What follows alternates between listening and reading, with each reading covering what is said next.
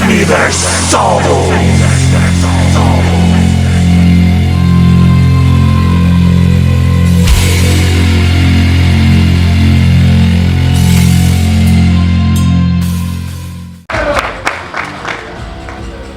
Well, hello, ladies and gentlemen. How are we doing today? That's how we're doing You now. guys are having a terrific weekend at Midsummer Scream. My name is Anthony. I run a little channel on the very deep side of YouTube called The Nights of War. You may have heard of it. You may have not. I am here today because my good friend Scott, he's doing this panel, Slider Dynamics, and I'm super excited. I'm super excited for you guys to hear the information he's got to give to you guys. It's a wonderful program. So without further ado, I want to welcome CEO and founder of Slider Dynamics, Mr. Scott Ederman.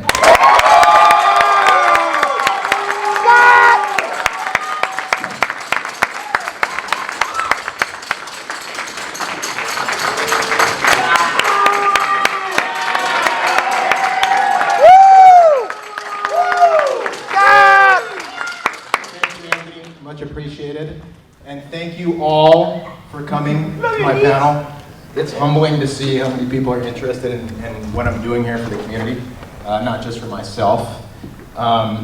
Before we really get into the panel though, I want to give you guys a little bit of history. Can you guys hear me okay? Yeah. Okay. How about now? Is that better? Yeah. Speak up, I can't hear you back here. Of course I got Peanut Gallery, Reggie.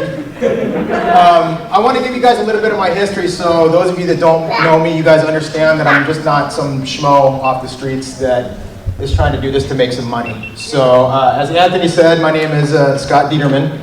I've been in the industry for coming up on 35 years now. I started sliding at the age of 16 and started training people at the age of 18. And ever since then, I've been constantly developing and experimenting on ways to make sliding more efficient and safer, also to reduce risk of injury to not only the talent that's sliding, but also to the guests for any event that they work. I've been also fortunate enough to work with other events across the country as well. I've been hired in to train a number of teams, and so that's pretty awesome. And I'm pretty stoked to be able to do something like that and give my knowledge back to the industry. When I decided to think about doing something like this, it was back in 2005 when I started thinking about, I want to do a panel, or I want to do something that I can help train sliders to get better and continue to do it for long term. And as of 2019, I said, okay, I'm going to do this, and then the pandemic hit. So it put it on hold for a little bit, you know what I mean? As far as where I've worked, a big majority of my experience as talent comes out of knots. I started back there in 1990, and I thought 5 years I was going to be done. Little did I know, after 5 years is when I really started to build a quote-unquote haunt career. That's when I moved to where my roots are very deep at Ghost Town. Yeah, right? And I ran Ghost Town for about 20 or so years, and then I moved into management there, and then I started managing the zone as well. So now that you guys got a little bit of that information out, the panel can't cover everything, so I'm gonna give you guys a crash course on some of the stuff that's gonna help you guys if you guys work haunts, or if it's something you want to do, try it out, you can, type of thing. So what I'm gonna do though is I'm gonna start from the very beginning, and the very beginning is before even buying a set of pads and going out there to the ring, strapping up and sliding. It all starts from better sleep patterns, diet, everything like that. As far as sleep patterns, I mean, obviously it's tough in this day and age. Everybody's doing their day jobs, but you want to get a solid 8 hours of sleep. Solid 8 hours of sleep, that's going to help. As far as diet's concerned, how many here that do haunts, whatnot, like to eat fast food during the course of the run? Yeah. Buck boy! So I put together like a little guideline for this, and there was one big word that I put in when I wrote fast food, and that big word was nope.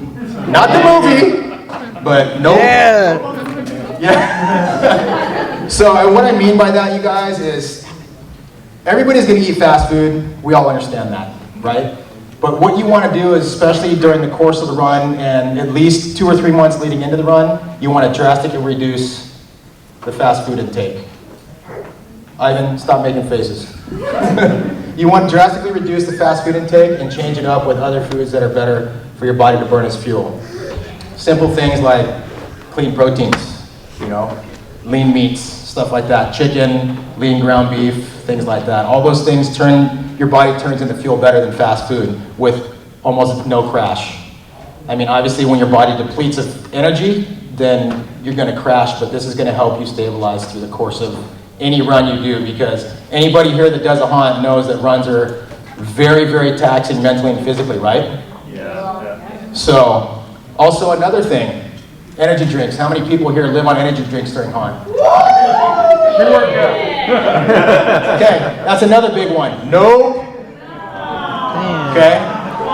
Here's the thing, it's not just because you get a crash off of that stuff, and this is me doing research too, and me experimenting myself, is if you take in too many energy drinks, it causes health issues. And that doesn't even tie into just doing hunt, but that ties into everyday life. Like if you're doing a lot of energy drinks, guess what? You're gonna start having high blood pressure and heart problems. So again, I'm not saying completely eliminate it because I know it's impossible, but drastically reduce that. Instead of drinking something like that, why not go out and get some kind of electrolyte drink? Liquid IV, Pedialyte, stuff like that. Everything that's got electrolytes in it to replenish that to help you give energy. If you don't want to do that, straight up water. You always need to hydrate anyway. Right? Okay. So now we can go to the next phase.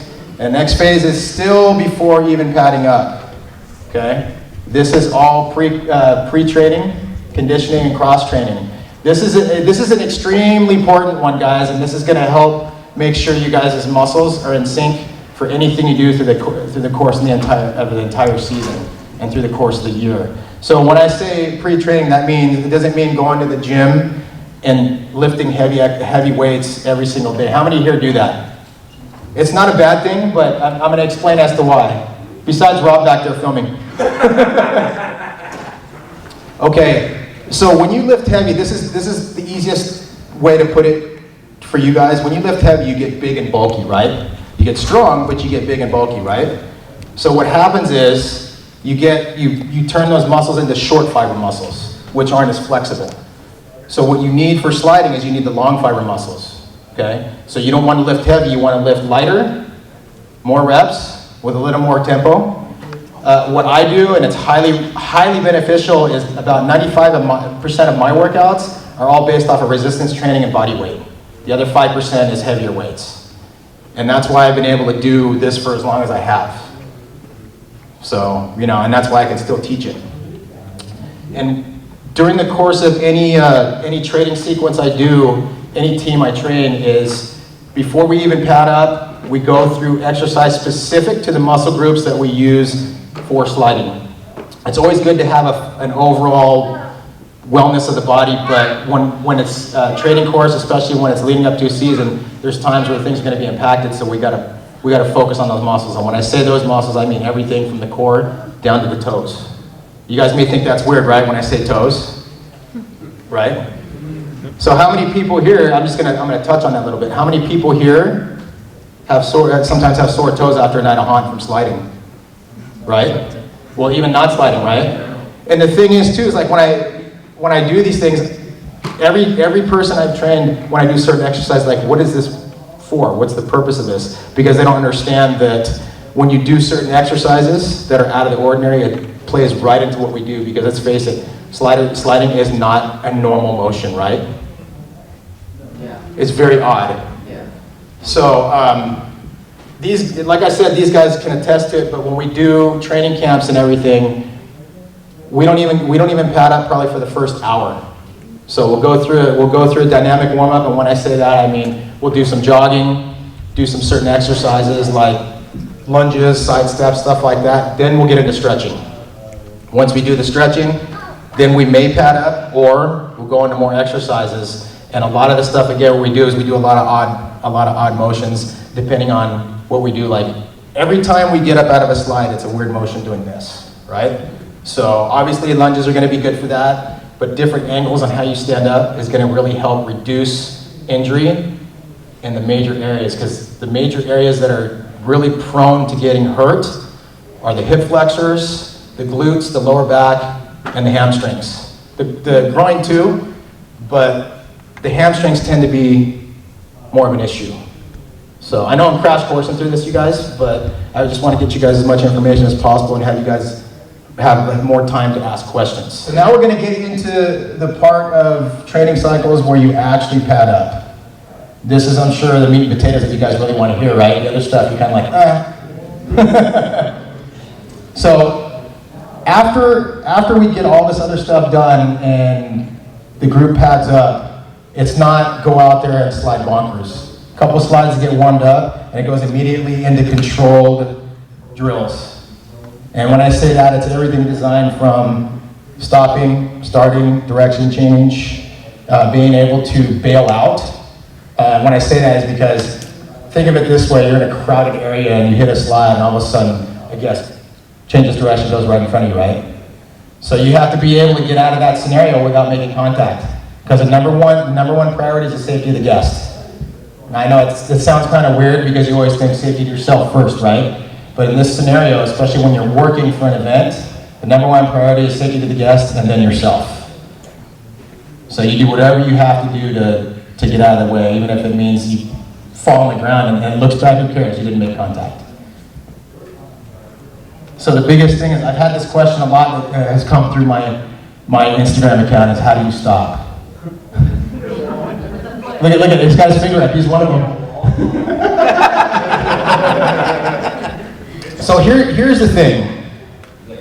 There's a lot of people that see what sliding is today, but they don't grasp the concept of what these people have put into it to get to where they are. And the easiest way to explain that is you gotta learn to crawl before you learn to run. And some people want to go straight to running. Not a good thing.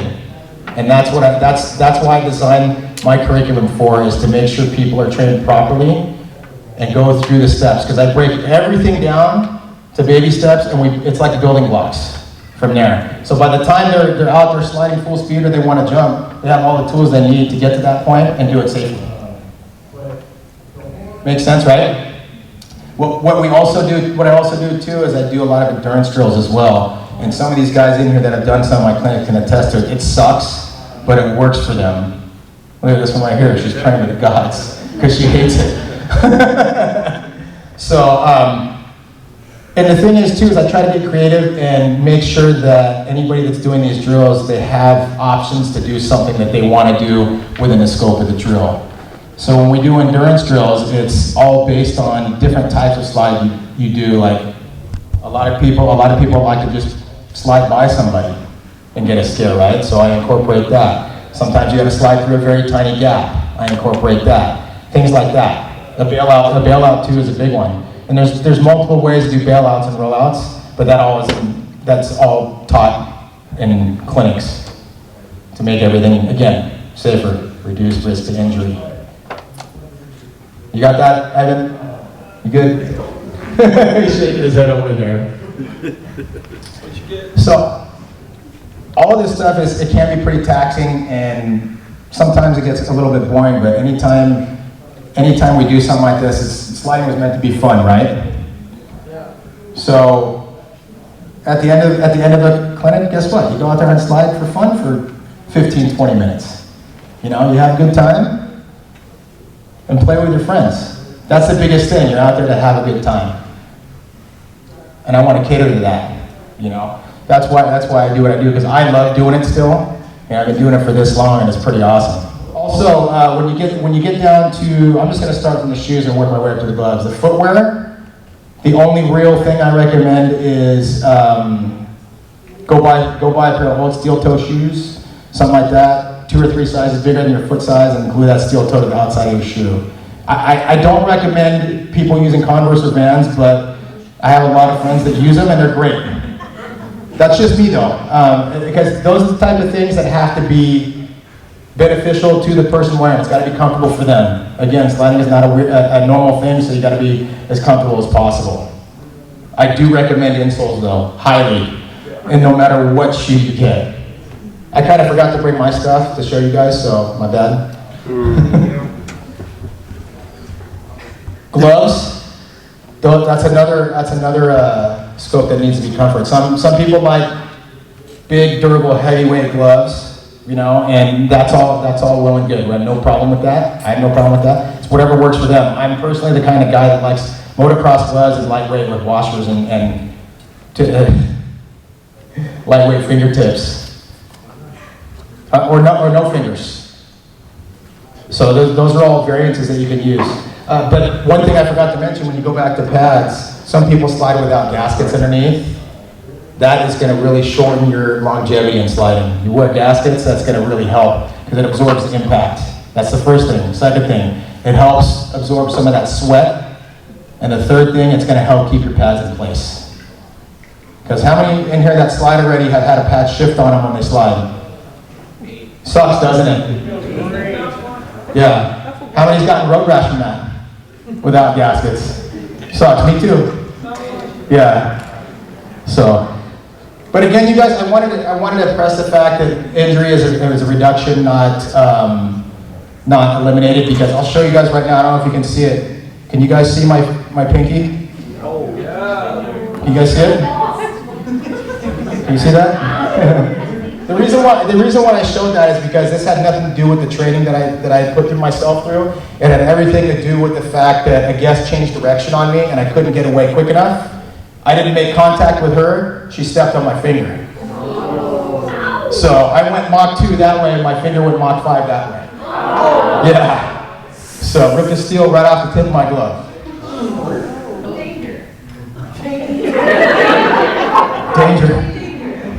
Okay, I'm kind of liking the peanut gallery in here. It's lightening the mood.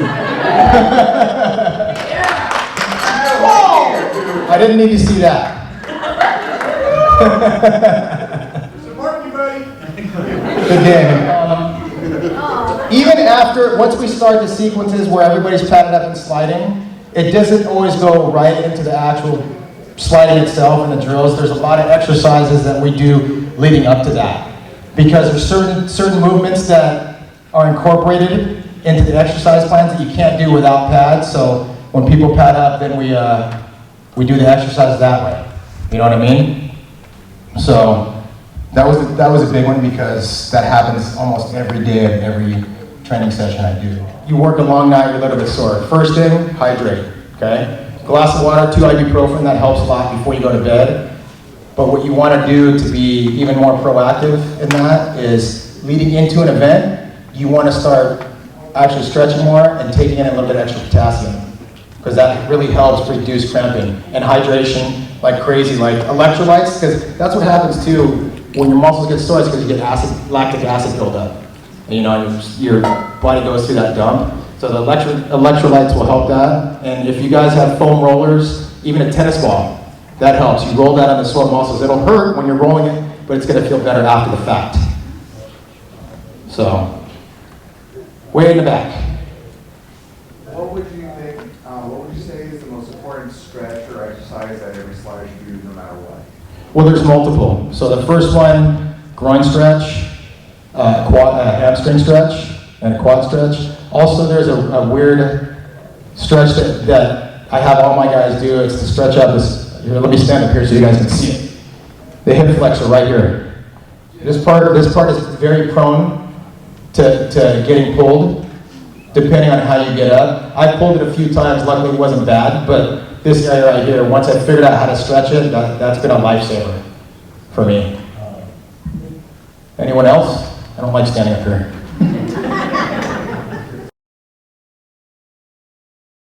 With me, especially, of how to strengthen around the muscle to help.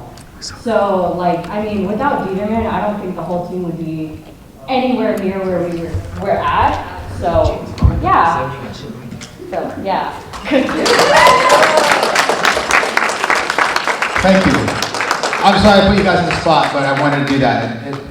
It helps people understand, you know, what we do and the steps we take to be more proficient and safe at it. I got time for one more. Who wants to come up here? Martin, you want to do it? He wants to do it. This is the last one, guys, and then we'll call it.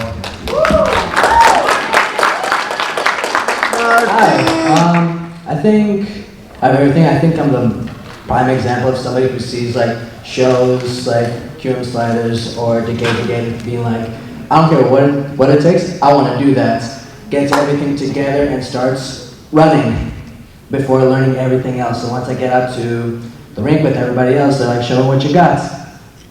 Bro, slow down. Like hardcore. And ever since like, yeah, I can still do tricks and stuff like that, I always focus on like basics and all that. I worry way more about like stopping, bailing out, all that stuff before even thinking about any spectacular thing. Without this dude telling me to slow down, I'd probably like done. Haunt over. That's it. Thank you, Martin. And he's a young buck, too. What's that, 23? 25. So he's 25. He's a young buck. You know, so, and he said, yeah, I'd be broken. So, so, you know, on that note, you guys, well, is there any last minute questions that anybody has? 2 hands up there, back there. I've known Dietz for many years. I'm sorry, I can't even see you because mine's out. Use your head eye. Oh, shh. Yeah. Okay. So I've known Dietz for many years. When I was a hunt monster in '94, when I started, I was one of the big twins. First year doing it, I was there from '94 to '02, '03. Started sliding, and what Dietz is saying, the shit's the truth. Because when I started, I didn't know what I was doing. That man right there is the one that helped me a lot. And, you know, I mean, all of the things that he's saying is the truth. And it helped me be a slider for what I did when I was at Scary Farm. And I owe it to him. So thank you for what you taught us and what you're teaching all the new ones. Thank you, Eddie. For Give him a hug.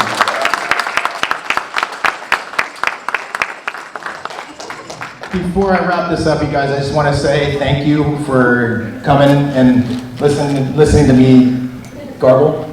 I'm grateful for the opportunities that I've been afforded to this point. Also, just want to let you guys know it's that it doesn't happen overnight, clearly. I mean, I just started this business a handful of years ago, and I'm coming up on my 35th year in the haunt industry. So if you want to make something out of your time in the industry like this, you got to stay the course. You got to figure out how to make it work and grow from there. Make sense? Thanks again for coming, guys. Much appreciated. If you need a business card, you can either come up here or meet me right outside the door, and I'll give you one then. Thank you. Catch him outside.